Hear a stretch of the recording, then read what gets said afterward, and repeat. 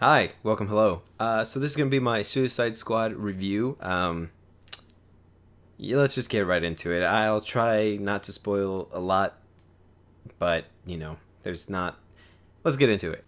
If you don't know what the Suicide Squad is, it's basically a group of bad guys put together by a woman named Amanda Waller, who puts together this crew of villains, bad guys, whatever you want to call them, and basically they send them to do shit the government really is probably not supposed to be doing. So that way, in case if they get caught carrying out said mission, they can just say, "Yeah, they're not with us. These are bad guys. We take no responsibility," and basically just throw them under the bus. They kind of are forced to do it. They usually have some kind of something to keep them in check, and when I say that, I mean like they have in the movies they use implants in their necks, but I'm pretty sure at one point they were just on their wrists, and if they got out of hand or got out of line or tried to escape, they would basically blow up wherever their device was. So that's kind of like the simplest way to put the Suicide Squad, a bunch of bad guys doing stuff for the government that the government probably shouldn't be getting involved with or doing. So I'll tell you this, that I personally, the trailers, I was like, yes, the trailers made it seem like this was going to be the one. I personally hated Batman versus Superman, and I didn't like Man of Steel, so kind of off to a rough start for me, at least. And Suicide Squad by the trailers looked like it was going to do the complete opposite and was going to bring me back into having faith for these DC movies. And when I went in, I enjoyed the movie up till like the first quarter of it, basically almost to when they're literally about to go do their mission, to carry out their mission. It starts off good. It's fun. This is a movie that has great moments. It has good moments in it, but there's just a lot of other stuff that just doesn't work well. I'll say that one thing this thing suffers from is the same problem that Batman vs Superman had, was that they're trying to cram in a lot of too much world building. They're trying to throw you all this information about all these characters that, for the most part should be on the team and others shouldn't, and I'll get to that in a second. But they really try to throw all this information out to you, try to get you to think about all this new, how should I say, like this new thing that's coming to the universe, the DC universe, which is kind of like a mystical presence. So there's a lot of stuff that they're trying to just cram into one movie, and like I said, world build a lot in a small amount of time, and it just really doesn't work at some points. Also, one thing that I did not like was that some of these members of the Suicide Squad, useless. The most useless characters on this planet. I'll tell you right now that the people that shouldn't be on this team in this movie are definitely Killer Croc, Slipknot, and Katana. All three of those, Killer Croc, Katana especially, should not have been in this movie. They are the most useless characters you'll ever see in any movie, really. This movie also suffered from, unfortunately, something that's becoming very prominent these days, and that's studio interference. And studio interference, I can honestly imagine, must be a nightmare. Like, if you're a director and you have this idea to bring this movie to life, and then all of a sudden these big studio execs are trying to tell you what you can't do, I can imagine that gets frustrating. And like, it had come out that studio interference was a big part of this movie. A lot of scenes were cut out of the movie, and it's very obvious. There's a lot of really kind of not so good editing and pacing throughout the movie. And I can imagine that's because you can tell too when you're watching the movie. You can tell that from one shot to another, sometimes you can just see that there was supposed to be something in the middle of those two shots. So that really sucks. And Jared Leto, who plays the Joker, actually said that a lot of his scenes were cut, and it's very unfortunate, because if you wanted to go see Suicide Squad to see Jared Leto's Joker, you should probably just wait for a Joker movie, or hell, go watch the Purple Lamborghini music video, which is Rick Ross and Skrillex, because there's more Joker in that music video than there is in this damn movie. He comes out throughout the entire movie, but not enough for you to actually get a sense of him, like whether he's, he's a like a dangerous presence or something, but he just comes in and out really fast, and it's kind of annoying. But from what I saw of him in here, like, as no, for the minimal amount that he does come out in, I enjoyed it. He was interesting to me to see him. It's a different. I love the stylized gangster kind of version of the Joker. It was interesting, and I, like I said, wish I could have seen more of it. Another thing that this movie kind of tries to do, and one of the worst things they could do, is try to enforce that this group is now a family. No, no, not even. If you watch the movie, like, it's easy to tell they're not. I wouldn't even consider them friends. Actually, they're more like acquaintances by the end of the movie. But one character tries to claim that they're family, and it's kind of unfortunate because they are far from a family. They still really don't know each other, but what can I say? I will say that the villain that they used for this film is kind of not the best villain they could have picked for the first Suicide Squad movie. I definitely think they could have set up this villain in this one, and then, done a little something to kind of, hey, we could use this villain if we wanted to for another movie. It seemed like, I don't think it's a spoiler, but I mean, I guess spoiler alert, I guess, if you don't want to hear who the villain is, or if you don't know, but so cover your ears or something. But when I do this, spoiler over. But so Enchantress is kind of the villain of the movie. She gets taken over. June Moon basically gets possessed by a witch known as Enchantress, and Enchantress kind of takes over her body when June Moon wants to use her, kind of. And so what Enchantress does is summons her brother, and then she tries to destroy the city or wreak havoc or whatever, but there was never really a sense of... So now that you know the villain, or if you don't care, whatever, there was never really a sense of danger or anything. It was like, oh, someone's doing a little something that the Suicide Squad has to stop it. But it never really felt dangerous. Like, I never felt that the Suicide Squad was in danger of, being terminated or killed or anything like that. It never came up. So I thought it was a bad villain choice for this movie. At least they could have worked on a little bit better.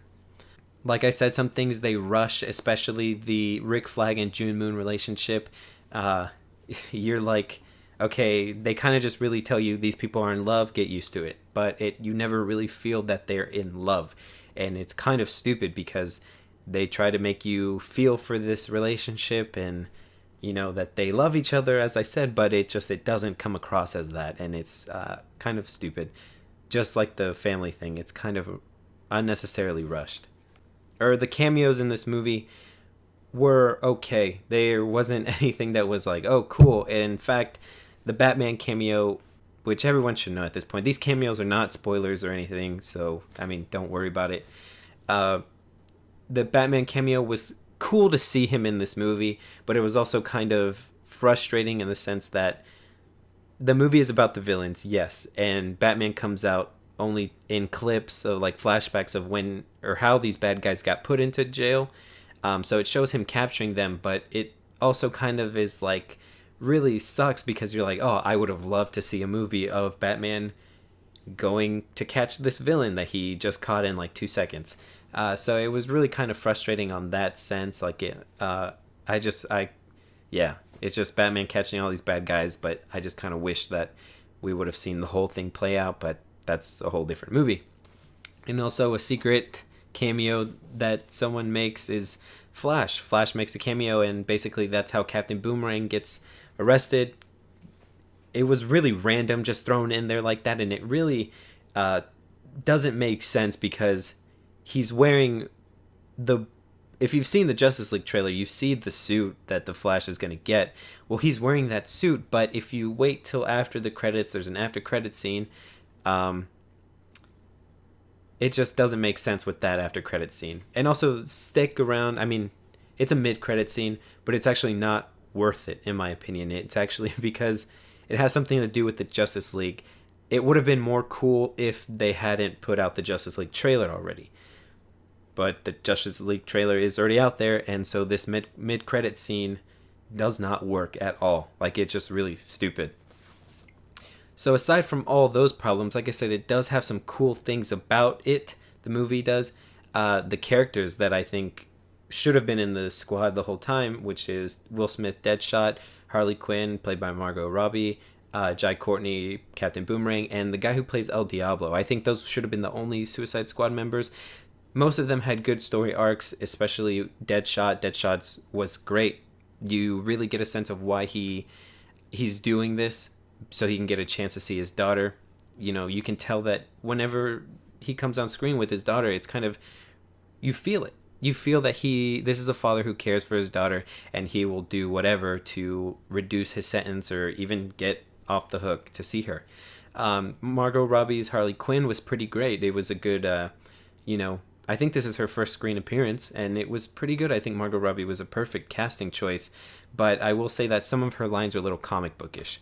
Captain Boomerang definitely needed a lot more story to him. He was funny, but he needed more story, and I think the unnecessary characters took away from that. And El Diablo's story was good too, good arc, but they could have explained his backstory before continuing on with his story. And if you watch it, you'll understand. And the Joker, like I said, Joker's not in it a lot, but from what you saw, I enjoyed it. I was interested in how he's playing the Joker and whatnot. But man, Jared Leto really is Jim Carrey as the Mask in this movie at some point, isn't he? Yeah, sometimes I just really got the feeling of Jim Carrey as the Mask. But it was still fun and pretty great. But at the end of the day, this is a movie that should have been rated R. It would have benefited so much if this had been rated R. I can't even begin to explain to you that throughout the whole movie, you never really feel a sense of danger for these characters. The villain is kind of under-characterized, I guess you could say. There was no build-up to like, there was just never a sense of danger, and that's what sucked. As I said, there was a lot of world building, too much, a little bit. You know, they're really trying to make sense of that everything's connected. The Superman thing, is stupid as it is, Superman being dead, which he's not fucking dead, is still stupid in my opinion, and they bring that in here. Studio interference also kind of ruined it. The editing and pacing of the whole story was a little bad, but I'm not saying that this is a movie that you should skip. I'm saying that the best way I can put it is that it's better than Batman vs. Superman, but it's not the most fantastic thing you've ever seen. It's a movie that you can just go watch to have a good time, I guess, and go out and be like, okay, I saw that. But like I said, unfortunately, I didn't think it was fantastic. I would go see it again, honestly. Don't know if I'd rent it, I guess. But if you're thinking about going to see it, go see it. I'm not saying don't go. Go see it. It's worth going to see it at least once. It's not bad, as I said. So that was kind of just like a short review. As I said, it suffers from a lot of different factors and stuff. I mean, if you're not someone who's really interested in like comic books or anything, and you like the superhero movies and stuff like that, then you should be fine. I'm sure you'll like it. But as someone who is, really into not necessarily detail, but structure, characters, stuff like that, plot development, it really is missing a lot of all of those things, and it just becomes a nuisance. I like to see both sides, or every side of the story, like I said, is from the perspective of the audience, a common moviegoer, a comic book fan of superheroes and stuff like that. I try to see it from all different perspectives. And so, like I said, if you're not really like a comic booky kind of person, or you just know about these characters but don't really know a lot about the stories and stuff like that, you'll enjoy the movie. I don't doubt that. But if you're someone like me, you'll definitely see all of these little imperfections, all these flaws, and how a lot of this stuff doesn't translate well. But like I said, go watch it, and then let me know what you thought of the movie. I definitely want to hear everyone's opinion. And the whole Rotten Tomatoes petition thing is kind of stupid, but Rotten Tomatoes, I'll get onto this for a second. Rotten Tomatoes is a site where people review a movie, and then Rotten Tomatoes takes all of those scores and basically puts it in a machine, calculates it, and gives it a grade, basically. Rotten Tomatoes does not review movies. You understand? People review the movies, and it's just like a site, a hosting site for reviews. and then it calculates and gives it a grade based off what other people are saying. So this whole petition on like getting rid of Rotten Tomatoes just because this movie and Batman vs Superman got bad reviews. One, like I said, stupid. Two, it's not the reviewers' fault that these movies are just not coming out great. And I'm sorry to say that, but they're just not. They're just not.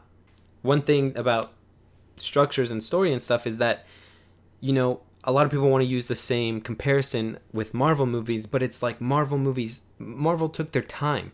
They took their time to lay out, give everyone their movie, you know, like Thor. Thor, the first one, was not that great. It was kind of boring and very slow. But once you got to Dark World, it kind of picked up a little bit more because there was story being built in that first one. And we went on to the second one or the next one, and we got into a little bit more of the action and stuff. Whereas in this one, it's trying to do both. It doesn't really necessarily work. Marvel has laid down a groundwork, and that's why it works, because we've gone so long now that you get it. You know that Marvel, I would say the Marvel people can consider themselves more of a family now than Suicide Squad in like the first 30 minutes. So that's where we stand with that, I guess. It's just Marvel's taken their time, lay things out, whereas DC, these movies feel rushed. They feel like they're being rushed out to catch up with Marvel. And I know a lot of people are going to get mad hearing me say that, but it's kind of obvious. It's kind of very obvious. If these movies keep getting bad reviews, it's not because people are doing it to be part of the norm and just hate on DC. It's because these movies are genuinely not being taken care of with as much love, tender love, and care. They're just not, and it really comes across on the screen in the final product. So just let me know what you thought of the movie. I definitely want to hear you guys' opinion. Go ahead and leave a comment, and definitely if you enjoyed this review, I know it's a little bit all over the place and kind of lengthy, but go ahead and leave a like. Please share your support, and I will probably be continuing to do a lot more of this kind of stuff. So I'll see you guys later, and go watch it, I guess. Let me know. Adios.